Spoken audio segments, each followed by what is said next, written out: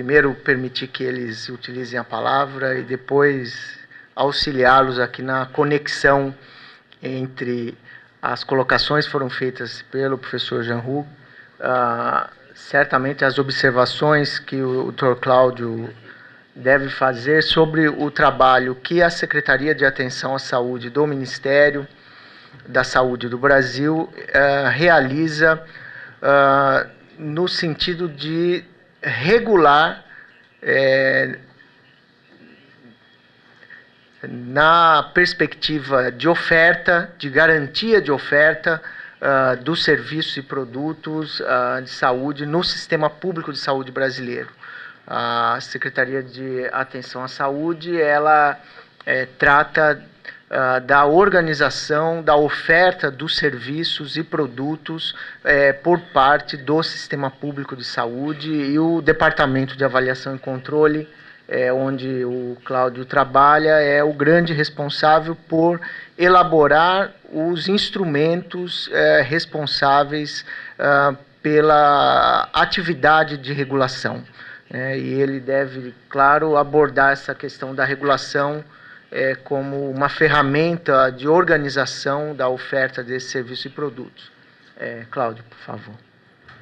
Eu vou conversar um pouquinho e falar inicialmente de uma maneira mais abrangente sobre o processo de regulação, né? A prática regulatória, ela vem se fortalecendo, ela vem se configurando praticamente a partir da segunda metade dos anos 90, quando foram criadas as diversas agências reguladoras federais voltadas para as políticas públicas. Então, em 96, nós tivemos a criação da Agência Nacional de Energia Elétrica. Em 97, a Agência Nacional de Telecomunicações, a Anatel. Ainda em 97, a ANP. E em 99, como o Dr. Disseu já colocou, foi criada a Agência Nacional de Vigilância Sanitária, que o Dr. Disseu detalhará. O Ministério da Saúde, como uma forma de legitimar esse processo regulatório, que já vinha sendo trabalhado, mas de uma forma fragmentada, de uma forma segmentada, quando se buscava integrar o controle, a avaliação, a própria auditoria, a própria programação. Então, durante algum tempo, se tentou legitimar o que já está escrito na Lei Orgânica da Saúde e na própria Constituição Federal, que é a questão da regulação, principalmente a regulação do acesso aos serviços e aos produtos de saúde. Então, a Portaria 1559, de 1º de agosto de 2008, ela instituiu a Política Nacional de Regulação do Sistema Único e organiza essa regulação em 3 dimensões, mas dimensões que são trabalhadas de formas integradas, que é a regulação dos sistemas de saúde, a regulação da atenção à saúde e a regulação do acesso ou regulação assistencial. É essa que nós vamos tratar posteriormente, quando eu enfatizar mais a parte dos medicamentos. O objetivo da regulação, de acordo com o que preconiza a portaria, com o que está estabelecido na própria Lei Orgânica da Saúde, é organizar e qualificar a atenção à saúde por meio dos serviços de saúde conformados em redes de atenção por nível de complexidade, a partir da atenção primária com ênfase na estratégia de saúde da família. Que esse foi o mecanismo que hoje o Ministério vem trabalhando no sentido de fortalecer a qualidade da assistência a partir do componente da atenção primária. Mas para que a regulação, de fato, ela seja uma regulação efetiva, é necessário que haja um alinhamento dos diversos instrumentos de gestão que deverão ser trabalhados com o objetivo para que possamos atingir o objetivo, que é a melhoria da qualidade da assistência. Então, eu listei alguns instrumentos aqui de gestão que são trabalhados dentro do processo de regulação. O primeiro deles, que eu falo como se fosse o pilar maior do processo de regulação, é a contratualização dos serviços de saúde. Hoje, um instrumento contratual construído juridicamente, de forma consistente, onde as suas cláusulas estabeleçam de forma bastante, vamos dizer assim, clara, de como deverá ser conduzido esse processo de trabalho para que nós possamos atingir uma qualidade de assistência de acordo com a necessidade da população, então deverá ser formalizado e deverá ser instituído por meio desse instrumento contratual. Então, essa portaria, que foi publicada recentemente, ela dispõe sobre a participação complementar das instituições privadas com ou sem fins lucrativos de assistência à saúde no âmbito do Sistema Único de Saúde. Essa portaria, ela veio como um dispositivo não impositivo, mas é um dispositivo para nortear, para orientar os gestores, tanto os gestores estaduais como os gestores municipais, no seu processo de contratualização. E além dessa portaria, existem políticas específicas também destinadas à contratualização dos hospitais de ensino, hospitais filantrópicos, hospitais de pequeno porte, que são políticas específicas onde se trabalha os planos operativos, onde se trabalha um plano de metas e onde se contempla uma série de ações que deverão estar voltadas para a qualificação da atenção. Um outro instrumento é o Cadastro Nacional de Estabelecimento de Saúde, que é o CNES.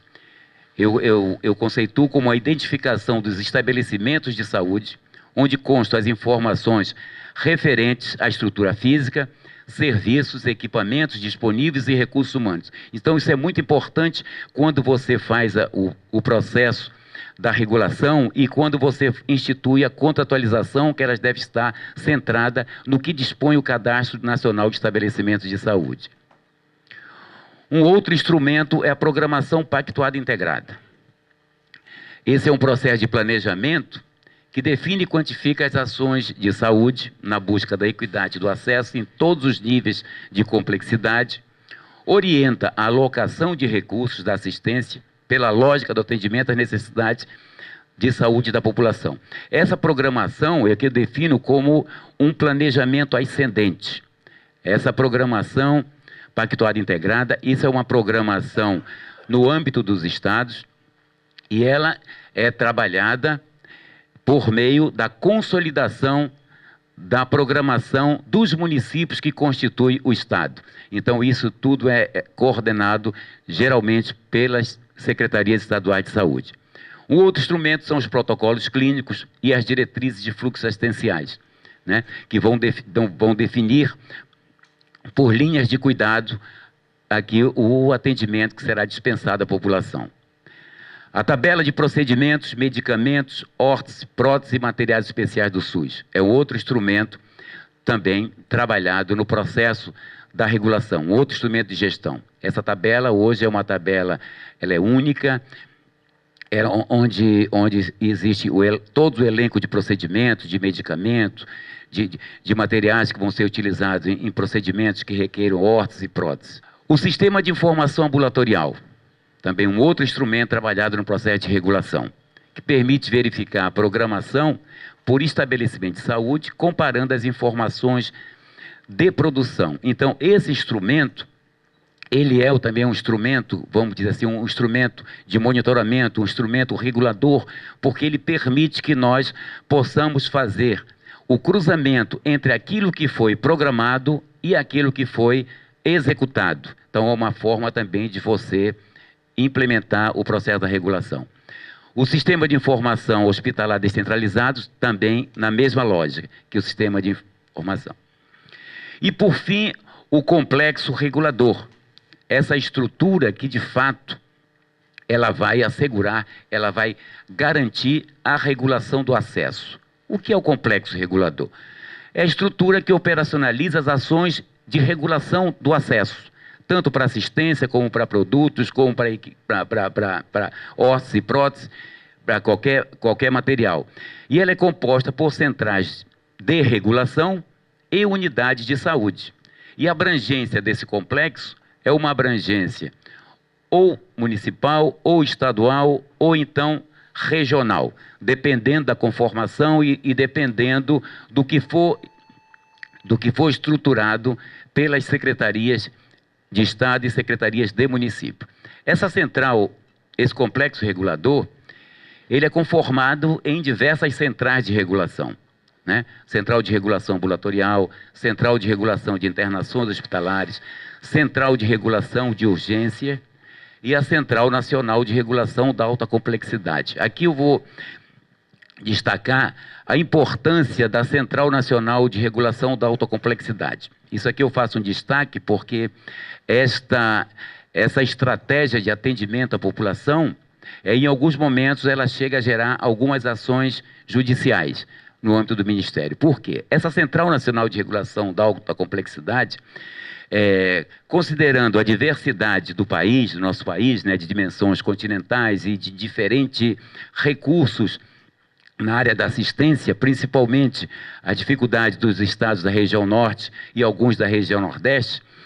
Então, o Ministério ele criou em 2001 a Central Nacional de Regulação da Alta Complexidade como uma estratégia, uma forma de disponibilizar a assistência àquelas populações residentes em alguns estados da região norte e nordeste que não disponibilizavam de serviços de alta complexidade nas especialidades de oncologia, cardiologia, traumatortopedia e neurologia.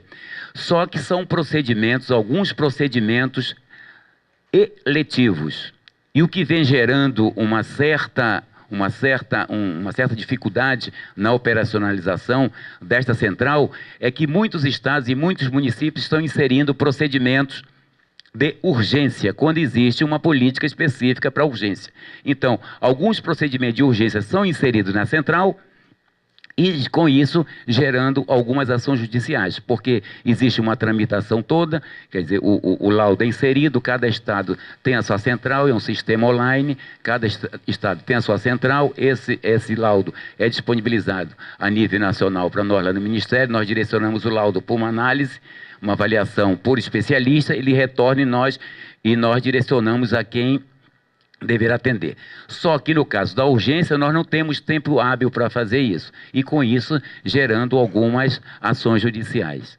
Agora, com relação especificamente à questão de medicamento, a regulação do acesso aos medicamentos, em 2004, o Ministério da Saúde publicou uma portaria estabelecendo a Política Nacional de Assistência Farmacêutica.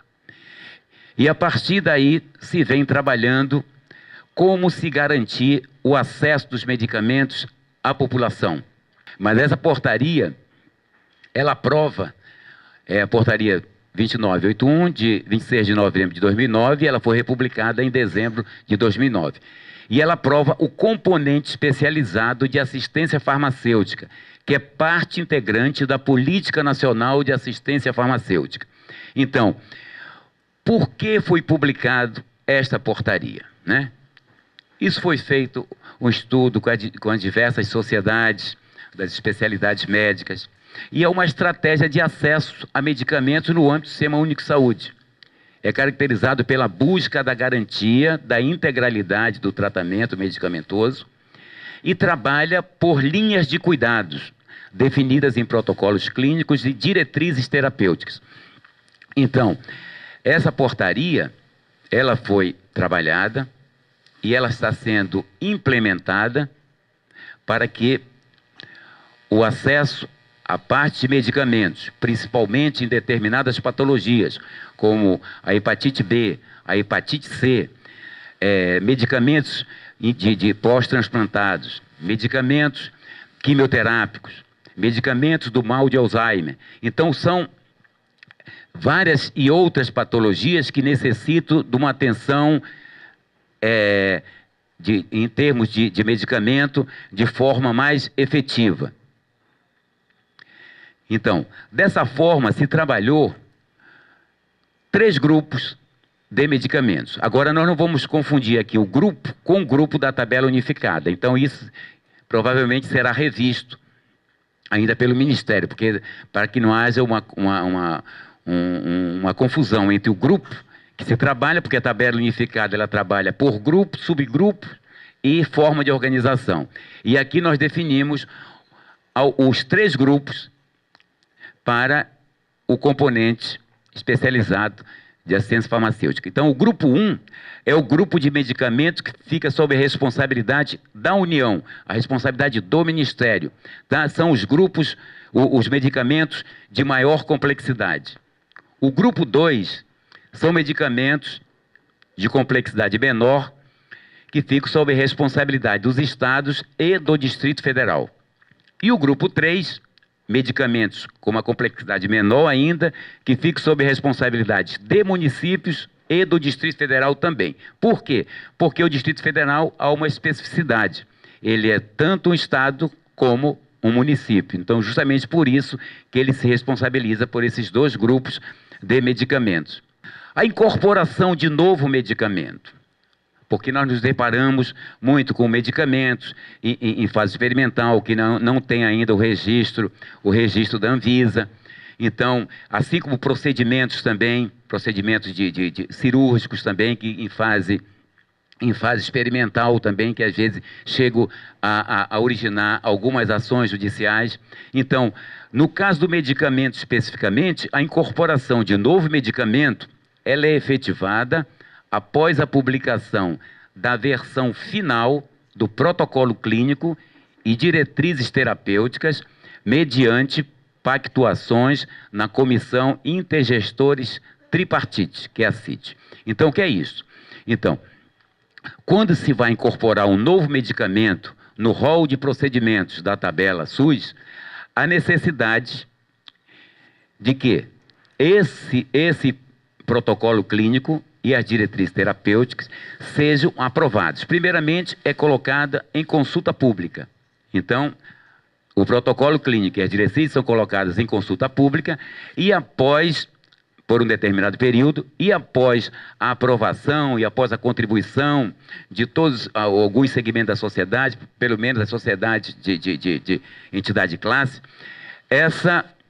esse protocolo vai ser pactuado na Comissão Intergestor e Tripartite, que é um colegiado de caráter consultivo e deliberativo, formado pelo Ministério da Saúde, representante do Ministério da Saúde, representante do Conselho Nacional de Secretários de Saúde estaduais e representante do Conselho Nacional de Secretários Municipais de Saúde. Então, a partir dessa pactuação e da aprovação na Comissão Tripartite, vai para o Conselho Nacional de Saúde e, posteriormente, ele é incorporado ao rol de procedimentos da tabela do SUS.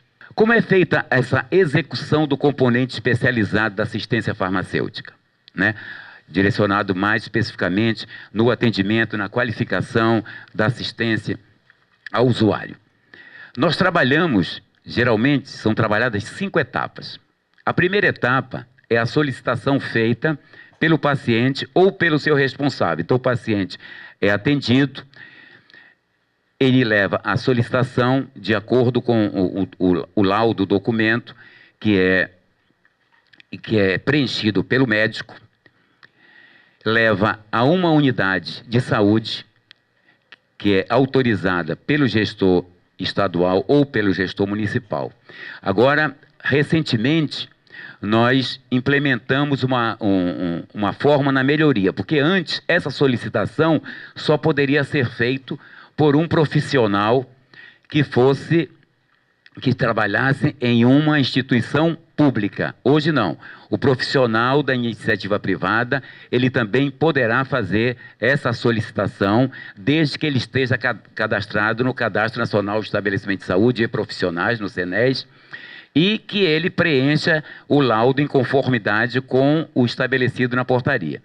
A segunda etapa é a etapa da avaliação. Essa avaliação da solicitação do medicamento, ela é realizada por um profissional de saúde designado pelo gestor estadual, né? Essa avaliação, o profissional não precisa ser médico, basta ser um profissional da área da saúde, que fará essa avaliação com base nos protocolos clínicos. A terceira etapa é a autorização. efetuada por profissional também da área de saúde, designada pelo gestor. Também não necessariamente precisa ser médico. A quarta etapa é a dispensação, que é efetivada somente após a autorização realizada.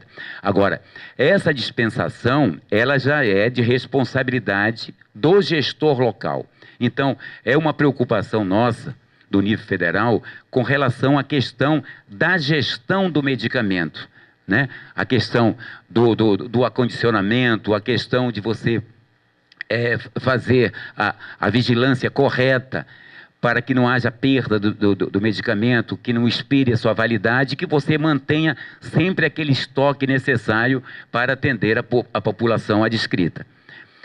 E a quinta etapa é que nós chamamos de renovação, que é a continuidade do tratamento, que há necessidade de se formular um novo laudo, porque esses medicamentos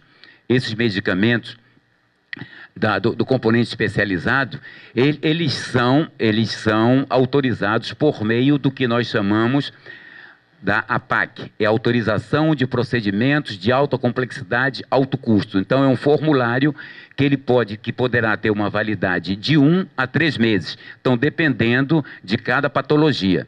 Então, nessa renovação, é necessário a emissão de uma nova APAC por meio de um novo laudo.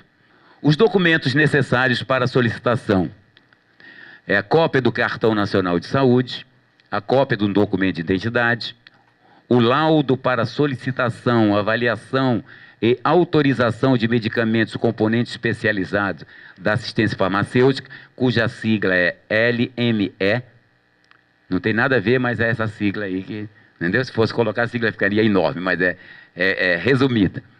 A prescrição médica e os documentos exigidos nos protocolos clínicos e diretrizes terapêuticas, e mais a cópia do comprovante de residência. Então, a partir desse cadastramento, aquele paciente que vai necessitar de um atendimento, de um tratamento continuado, ele só precisa apresentar esses documentos uma primeira vez. Posteriormente, não há necessidade disso. A programação, aquisição, armazenamento e distribuição desses medicamentos de alto custo e alta complexidade.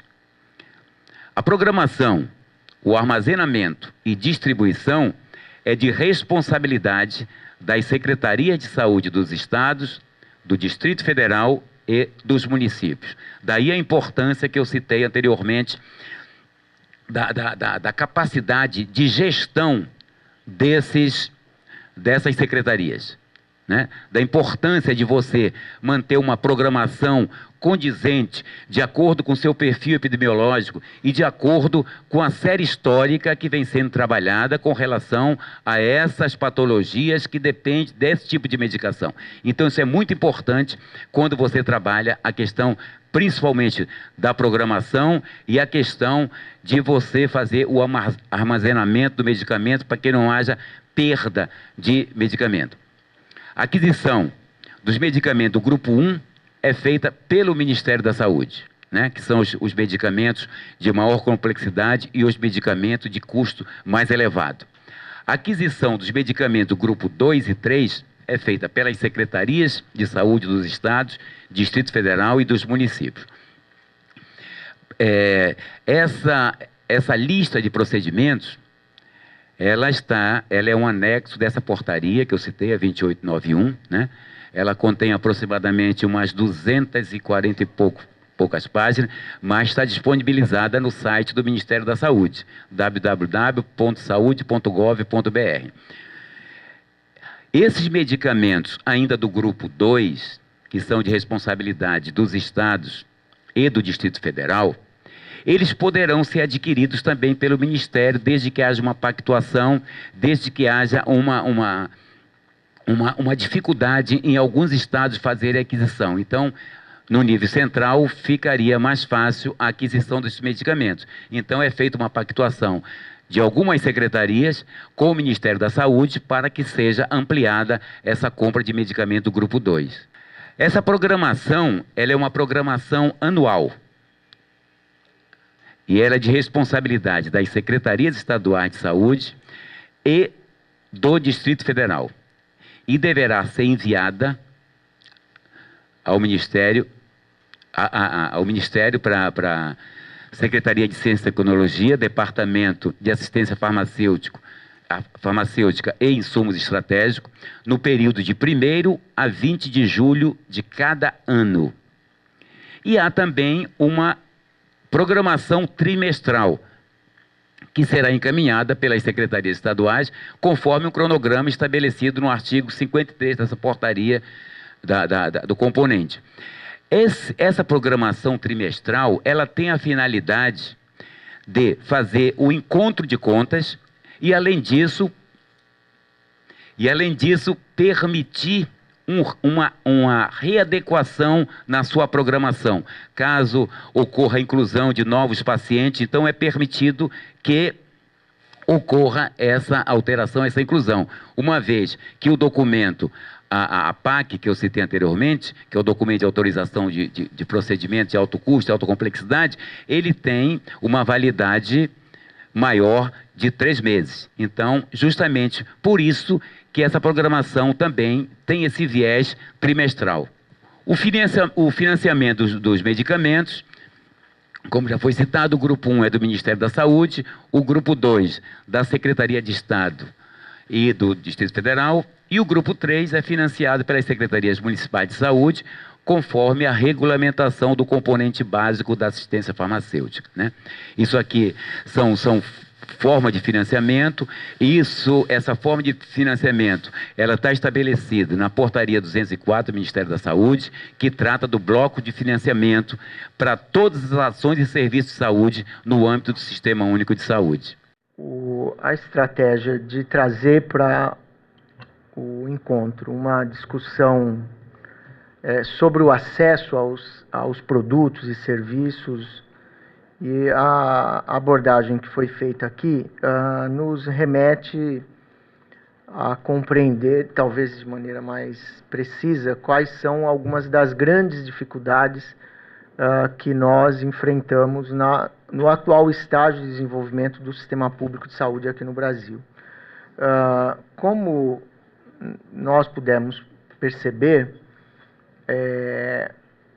a situação na França, ela é muito bem consolidada, e o professor Jean-Hugues foi felicíssimo na sua apresentação, estabelecendo 2 etapas pelas quais passam os produtos para serem ofertados no sistema de saúde francês.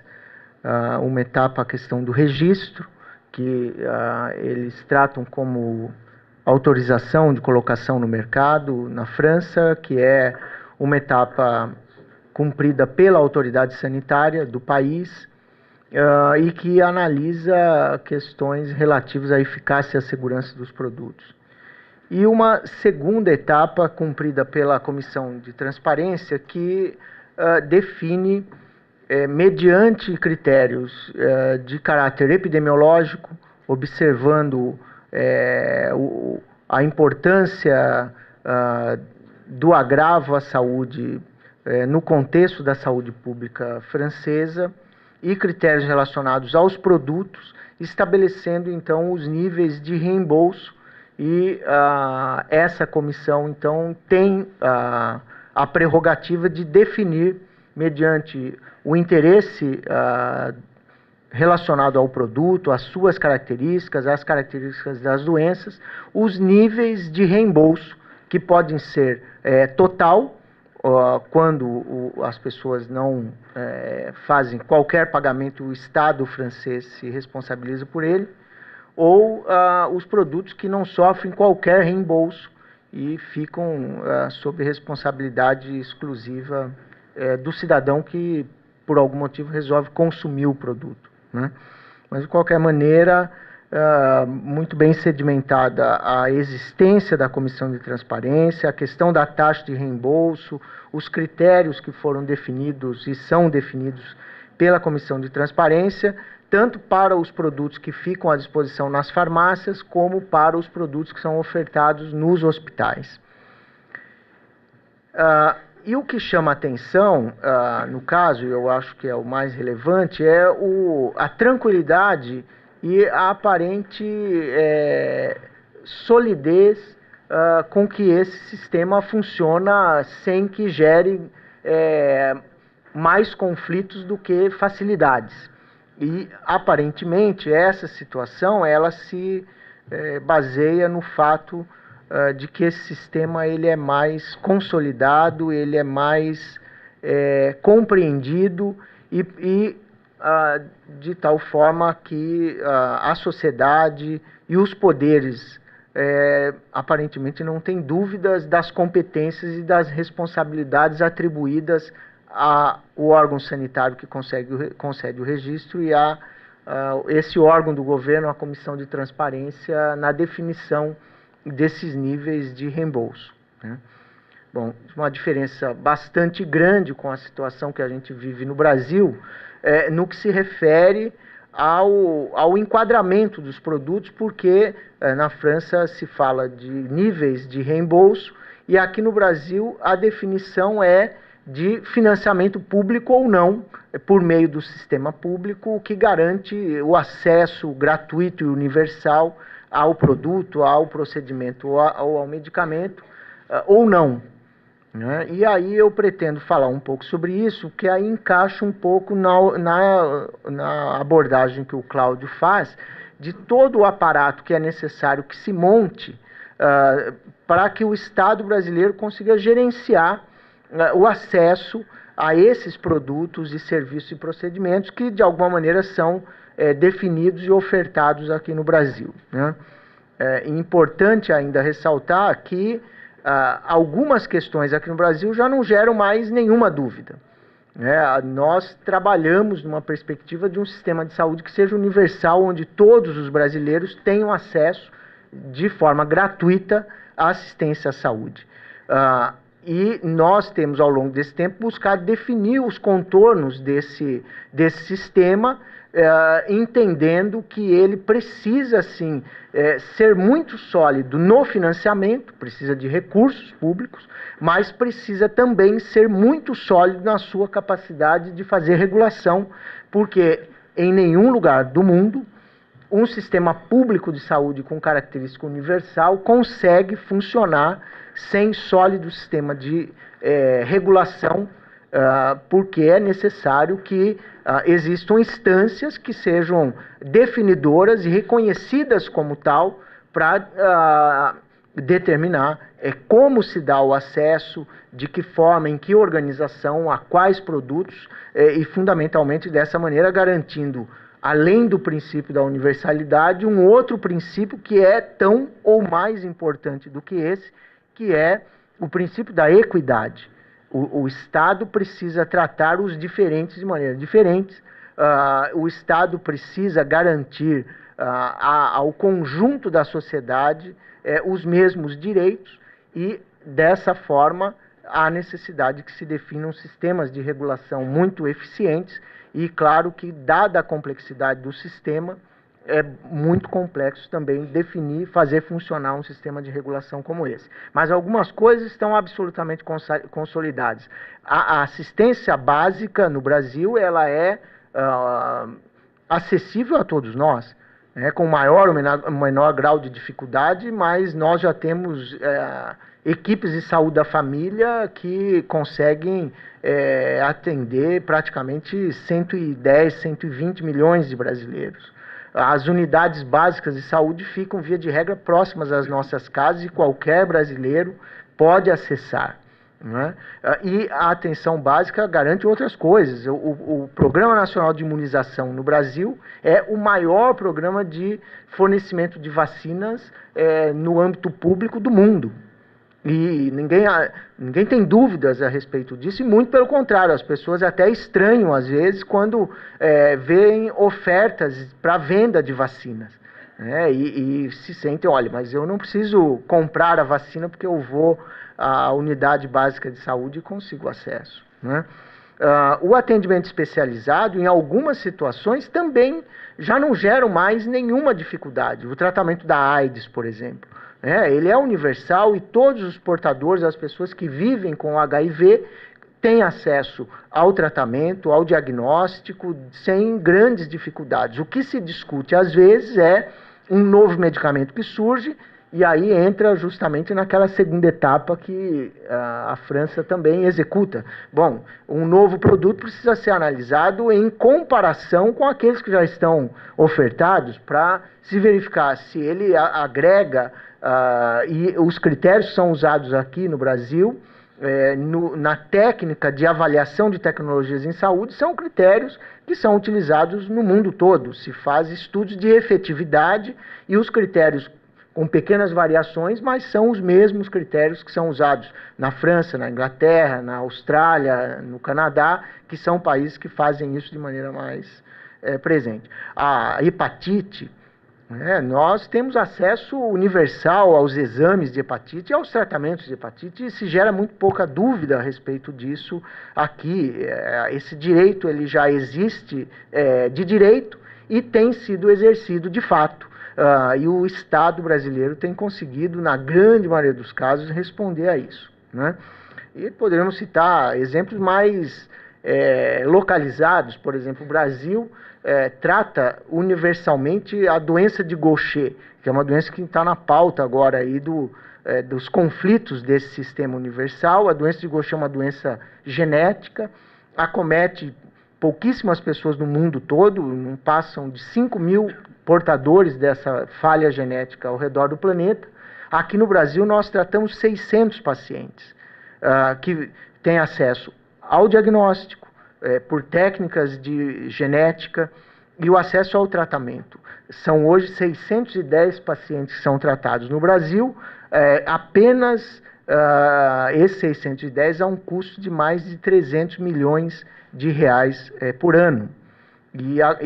Eu estou citando esse exemplo porque ele se enquadra bem na discussão aqui, porque recentemente o laboratório, que era o único fabricante do produto registrado no país, não consegue atender a demanda por um problema de contaminação da sua fábrica, que é localizada nos Estados Unidos. E o Ministério da Saúde recentemente teve que comprar um produto que não tem registro ainda no Brasil, com uma autorização especial da Anvisa para que isso acontecesse. E tem gerado uma discussão interessante, porque na medida em que o Ministério resolveu comprar o produto de um outro laboratório, se estabeleceu uma briga entre os dois laboratórios, o que vendeu agora e o que não consegue vender, envolveram os pacientes, as associações dos portadores da doença, e o Poder Judiciário agora, que o Ministério Público deve acionar o Ministério da Saúde para explicar por que ele não comprou o produto do laboratório que já vendia e que diz que não consegue fornecer, e está comprando de um outro laboratório. Mas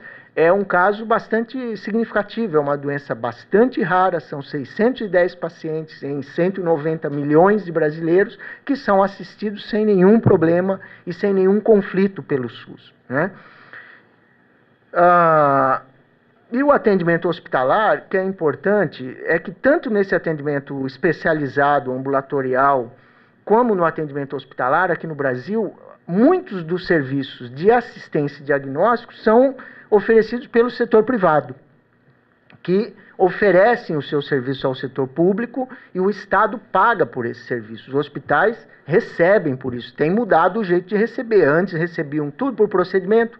Quanto mais doente tratado, mais exames feitos, mais internações, mais dinheiro recebiam. Agora tem feito a contratualização, que o Cláudio disse que é uma nova ferramenta de relação do Estado com esses prestadores que prestam esse serviço ao Sistema Único de Saúde. Claro que agrega aí ao Estado um conjunto de outras dificuldades, porque como ele não tem uma rede própria para fazer exames de tomografia, de ressonância magnética, os diagnósticos de todas as doenças e o tratamento de todas, numa rede pública, precisa comprar serviço da rede privada, cria um outro conjunto de dificuldades ao Estado para poder regulamentar, pagar e fazer funcionar e controlar a atividade desses estabelecimentos. Então, o cenário que foi exposto aqui pelo professor Jean-Luc, pelo Dr. Cláudio, é esse. do ponto de vista da Anvisa, o que nós teríamos a complementar aqui, né? Aqui no Brasil, o que tem acontecido do ponto de vista da oferta de produtos, procedimentos e medicamentos, eu poderia pegar, eu não sei em francês como é esse termo, mas eu poderia pegar uma carona na apresentação aqui do professor Jean Hugo. Por quê? Porque, conforme nós nos entendemos aqui, o registro sanitário do produto, ele segue critérios hoje muito universalizados. Poucas são as diferenças que a Agência de Vigilância Sanitária da Austrália, do Canadá, da Europa ou dos Estados Unidos encontram nesse procedimento. E aí eu acho que tem algo que é importante do ponto de vista jurídico. O registro do medicamento, o registro sanitário, ou na França, a autorização para comercialização, é uma manifestação de interesse privado. Não é o Estado que demanda o registro do produto. Quem demanda o registro de um medicamento, de um produto, é o interessado. É o agente econômico que pretende comercializar aquele produto. E o órgão regulador, aqui no Brasil, ou essas outras agências do mundo, concede ou não esse registro, mediante uma provocação de interesse de caráter privado de comercialização daquele produto. E os critérios que são utilizados para análise, conforme bem explicou o professor Jean Hugo, na verdade, buscam estabelecer, por meio da análise de resultados de testes clínicos, se esses produtos são eficazes e se são seguros. As agências todas têm ferramentas, métodos de cálculo, bases de análise que conseguem indicar se um determinado produto apresentou, nos desenhos de estudos clínicos que são hoje definidos, e quase todos os lugares do mundo são os mesmos, são testes clínicos controlados, modelos definidos aqui no Brasil pela Comissão Nacional de Pesquisa Clínica, a CONEP, e que, então, com base nesse critério, dizem, olha, o produto tal é eficaz para aquilo que ele se propõe a fazer e ele é seguro porque ele foi estudado e se verifica que a toxicidade dele é tal.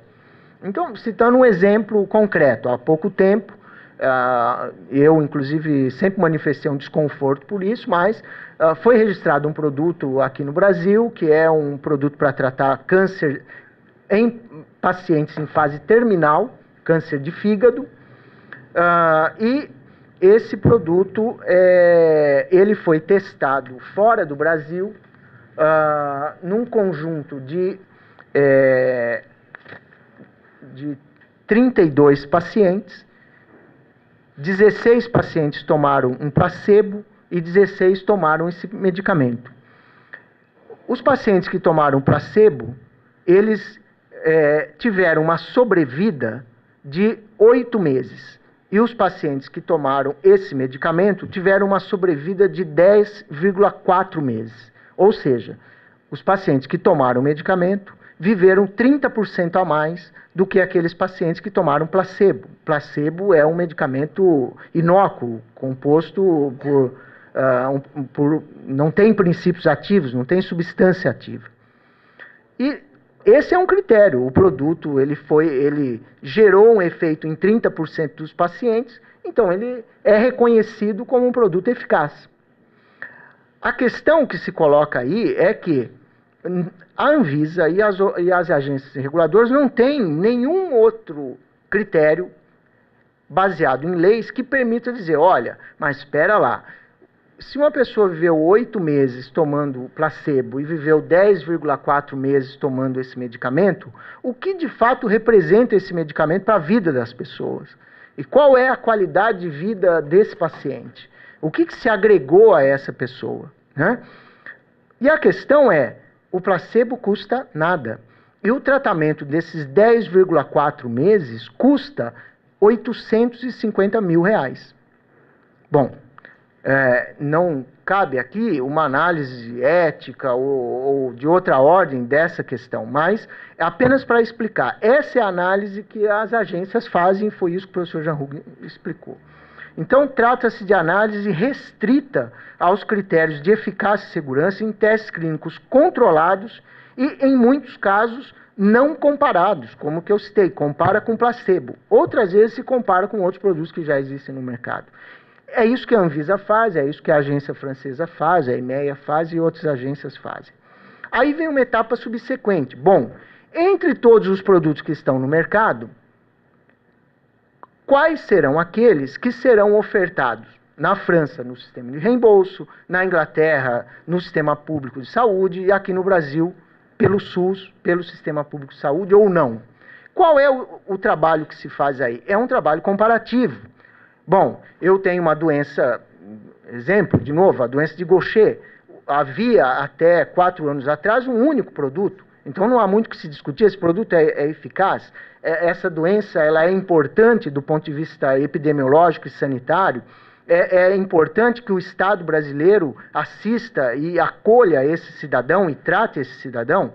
Bom, se é importante que se trate. Agora, quando, e essa é a grande maioria das vezes, existem mais de um produto, mais de um procedimento a ser ofertado, alguém precisa definir com critérios científicos, capazes de fato de eleger aquele produto que apresenta a maior efetividade, e aí são todos esses balanços, todos esses dados que o professor Jean Hug apresentou, que vão indicar quais são ou não os produtos a serem eleitos. A discussão aqui no Brasil, ela tem sido colocada em quem é que deve ser responsável por fazer essa definição. Essa é a grande questão hoje que se coloca aqui. Via de regra, não se reconhece o poder do Ministério da Saúde em fazer isso, que hoje é quem faz e tem feito. Então, para as doenças mais básicas, pressão alta, diabetes, as infecções primárias, os medicamentos contraceptivos, para os problemas básicos de saúde mental, o Ministério da Saúde publica uma relação nacional de medicamentos essenciais e repassa recursos para os municípios adquirirem esses medicamentos. Isso está previsto. Bom, é o Ministério da Saúde que define qual é o produto para tratar AIDS, qual é o produto para tratar hepatite. É o Ministério da Saúde, por meio dessa portaria que foi publicada no ano passado, que o Cláudio mostrou aqui, que tem definido também quais são os produtos que devem ser usados para tratar hepatite, para tratar Alzheimer, para tratar esclerose múltipla, que são produtos de maior custo.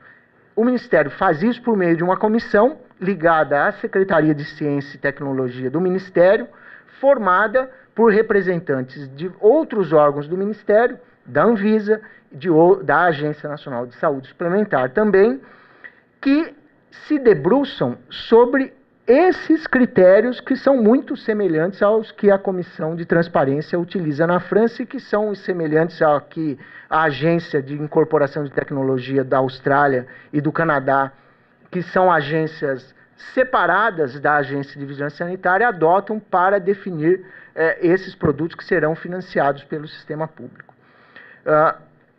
Essa comissão, ela busca se manter numa posição de proteção, que essa é uma grande questão que se coloca, o quanto que se consegue proteger essas estruturas, a Comissão de Transparência na França, as agências que existem nos outros países, da pressão que o setor privado que registra os produtos exerce no sentido de que os seus produtos sejam incorporados aqui no Brasil, no SUS, na França, no sistema de reembolso, e claro que o que se busca aqui é o SUS. O que se busca na França é o maior nível de reembolso, porque quanto menos as empresas dependerem do cidadão ter que, por ele próprio, adquirir o produto, melhor é.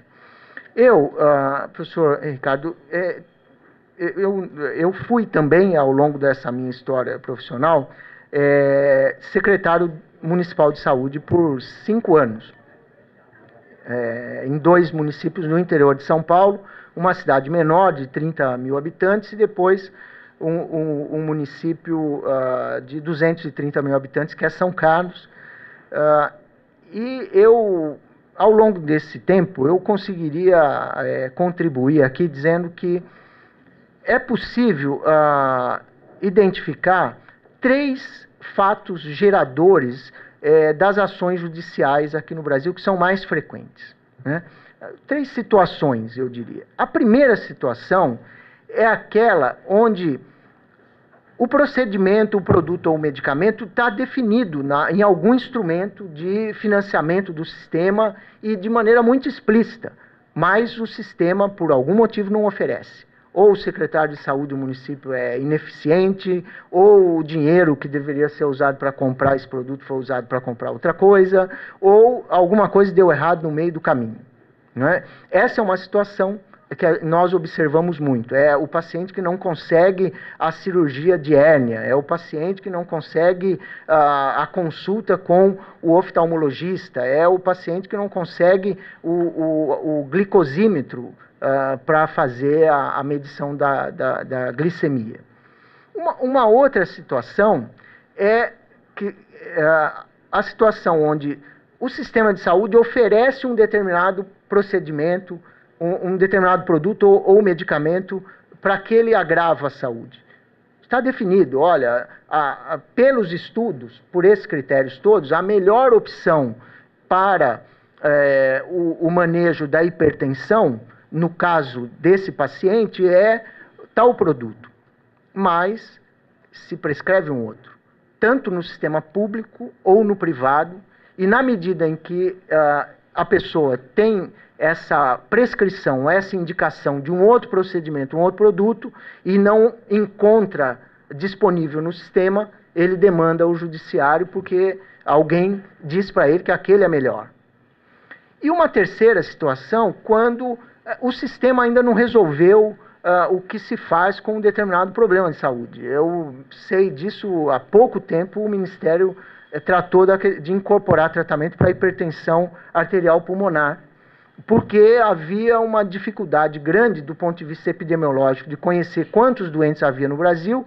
Havia um produto apenas que poderia impactar de 300 milhões a 2 bilhões de reais por ano para tratar, e o Ministério demandou, aí levou um tempo para dizer, agora nós tratamos de hipertensão arterial desse jeito. Então existia lá uma situação como essa, como ainda existe com algumas doenças, por exemplo, uma outra doença genética que é a mucopolissacaridose 6. O Ministério já tem medicamento para tipo 2, tipo 4, mas parece ainda que para tipo 6 não encontrou. E aí as pessoas se deparam com esse problema de saúde e não tem no sistema uma caixinha onde ele vai se enquadrar e ele vai ao judiciário. E se vocês me perguntarem, o que é mais frequente? Eu diria para vocês que são situações nesse grupo 2 e 3. No grupo 2 aí, que é essa situação onde tem uma definição do Estado, mas o médico individualmente oferece, indica outro, decorre justamente porque ainda nós não concluímos aqui no Brasil a agenda de definição de quem é a responsabilidade, quem tem o poder para definir quais são as tecnologias e o que significa o fato de já ter uma definição. Então, é o embate diário, né? Nós temos uma lista de 20 produtos para tratar hipertensão e diabetes disponíveis no sistema, que você vai à unidade de saúde ao lado de casa e encontra esses produtos, você vai à farmácia popular do Brasil e encontra o produto, você vai hoje nas farmácias privadas conveniadas e encontra o produto, mas o médico daquele indivíduo resolveu que ele quer usar um outro produto. E aí se coloca em questão se o Estado poderia ou não, ou se tem o poder, a prerrogativa ou não, de ter definido aquilo que ele está ofertando. Então, a origem maior, nesse caso, no meu entendimento, da indefinição da sociedade. Ainda nós não concluímos essa etapa de cristalização do direito à saúde, de definir e ter coragem de definir. Porque era isso que eu dizia no início, aparentemente, o professor Jean Hugo fala de maneira tranquila, olha, a comissão faz isso, define isso, tira do reembolso e E nós aqui no Brasil ainda estamos no meio dessa dificuldade. Mas o que fazemos? Qual é a liberdade? Os colegas do Conselho Federal de Medicina estão aí. Qual é a liberdade do médico individualmente em demandar uma tecnologia, um procedimento ao sistema, frente ao que o Estado definiu pelo Ministério da Saúde? Como é que lida o cidadão com essa questão e como é que lida o Estado, como é que lidam as estruturas do Estado, o Poder Executivo, o Judiciário, etc. E é muito comum também essa situação daquilo que não está ofertado no sistema. Ainda não há definições, isso não ocorre apenas aqui no Brasil, em vários lugares do mundo. A ciência ainda não trouxe uma solução definitiva para muitos dos problemas de saúde que nós temos. E aquilo que se produz como alternativas à possibilidade de tratamento se configura muito mais no campo do interesse privado das empresas que pesquisaram e desenvolveram o produto do que no campo do interesse coletivo e do interesse da saúde pública. E o Estado fica muitas vezes com dificuldade de chegar a uma conclusão e tomar decisões que sejam efetivas e resolvam de fato o problema. De um outro lado, há nesse grupo um conjunto de procedimentos que são duvidosos por si, porque se vive hoje, e aqui no Brasil isso é muito frequente, com várias atividades no campo da saúde. Eu diria aí a cirurgia plástica, a medicina estética e procedimentos que se referem ao que alguns escritores e pensadores na área da saúde colocam como a mais saúde. A saúde plus já é aquela que, olha, mas eu estou bem. Não, mas estar bem não é suficiente, você tem que estar mais do que bem. E aí, para o mais do que bem, a gente tem aí uma série de possibilidades que te elevam nesse patamar de uma saúde que é muito mais do que a que a gente precisa. É uma situação... eu me lembro, há poucos dias em Brasília, os nossos colegas franceses não devem saber isso, mas o governador do Distrito Federal ele foi preso por problemas de corrupção. E estava o José Roberto Arruda preso há uns 15 dias, e aí todo mundo dizia, olha, mas está todo mundo preocupado com a saúde do Dr. José Roberto Arruda. E eu achei espetacular a postura do médico particular do governador, porque havia uma pressão sobre o médico para que ele dissesse que ele não poderia ficar preso. O médico disse, para a atual circunstância, o paciente apresenta um quadro de depressão esperado, ponto. É a saúde que é natural e possível que alguém tenha numa situação como aquela. Então, nós também precisamos imaginar onde é que o Estado brasileiro vai conseguir criar estruturas que regulem essa expectativa que é gerada por uma pressão diária nas revistas semanais, na televisão, nos programas de televisão do domingo à noite, e que demandam uma expectativa de coisas que, de fato, num país que tomou a decisão de ofertar e de contar com um sistema público universal, nós precisamos ter cuidado com isso, porque não há que se discutir entre uma UTI neonatal num estado onde a mortalidade infantil pode ainda se reduzir se nós tivermos uma oferta desse tipo de serviço, e um procedimento duvidoso que vai gerar duvidosos resultados em relação à saúde. Bom, alguém tem que cuidar disso, e eu particularmente entendo que uma das maiores dificuldades que nós vivemos hoje é a sociedade ter coragem de definir de maneira clara a quem cabe e passar, a partir de então, acompanhar, monitorar, cobrar dessa estrutura, mas com um grau de responsabilidade que consiga separar, de fato, os interesses privados dos interesses coletivos, os interesses individuais da maioria das pessoas, e que consigam exercitar o princípio da equidade, que é condição básica para qualquer sistema de saúde que pretenda ser universal.